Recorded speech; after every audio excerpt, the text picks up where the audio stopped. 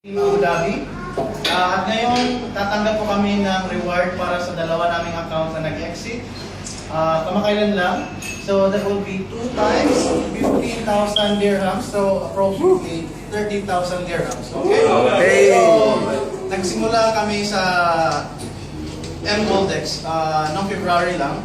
Pero itong dalawang account sa amin na nag-exit, pinasok na namin noong March 1. Okay? At nag-exit noong March 26, 27. Kasabay ng 10 na nag-exit noong araw na yon. At today, ito yung tinatarget namin na 20 exiters, power 20 ang i-hit natin. World record naman ito. So, dalawang world record ang ginawa natin. Una, last week, 10 exiters. And this day, 20 exiters. Hindi mo naman sinama yung power 4. At saka yung power 4 natin na nag-exit noong March 19. So, una, 4 noong March 19, 10 noong March 27, at today, April 10, 2015, 20 yan! Sa Team Extreme Big Time, Team Abu Dhabi. So, ako si Schubert, ito yung misis ko. So, sabay kami mag-receive ngayon. So, nagpapasalamat ako sa buong Team Abu Dhabi. Sa lahat ng members, sa lahat ng members, sobrang sipag lahat. So, implement lang natin lahat. Ha? Okay, ito na. Kala ko hindi na kayo. Sige, iyawan niyo po natin sa kanila kung mag-asawa yung tig 15,000 nila dahil dalawa yung account na nag-exit uli. So, pangatlong account na to, di ba? Oo. So, bibilangin na natin. Sige. Tuloy na ba kayo umawag lang ganito? Ay, sige na. 1, 2, 3, 4, 5, 6, 7, 8, 9, 10, 11, 12, 13, 14, 15. Inauna na ka. Number 1. ito naman.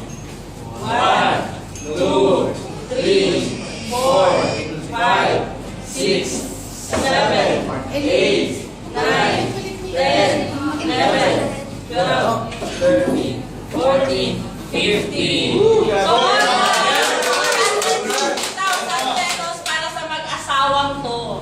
So, sobrang pasalamat namin sa Panginoon sa biyaya na natanggap namin at sa lahat ng bumubuo ng Extreme Big Time. Sa Big 3 natin sa Pilipinas, power tayo lahat dito. Dito, Team Abu Dhabi, Extreme Big Time, power ata tayo dito. Lahat. Tayo nakakabiyaya. Tiis lang tayo konti, patience, and then believe sa sarili. Kuha natin ito lahat, guys. Tayong lahat. Kung ano yung nasimulan natin sa team na to, na naging pundasyon, kailangan magkaroon tayo ng duplication para lahat tayo is magkakaroon ng rewards.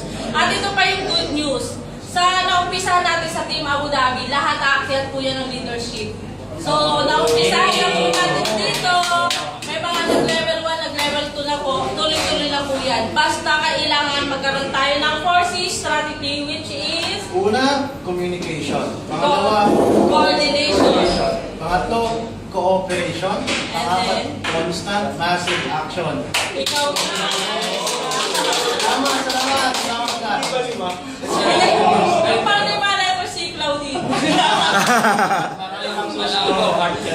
Salamat ka lahat. So kung mananatilihin nyo yung 4C strategy na yan, at the same time magkakaroon po kayo ng communication sa bawat isa, ituring nyo na pamilya ang Team Abu Dhabi. Dahil unang-una, dito ko nakita yung team na hindi nagpapakiramdaman, hindi nag-aantayan ng DR. Basta pay-in basis po tayo, lahat yan magiging successful. So, In advance lahat ng future natin ng mga exhibitors in this week and in the following week and in the following weeks pa. Kaya natin lahat, guys. Push that. Thank you. thank you. Next.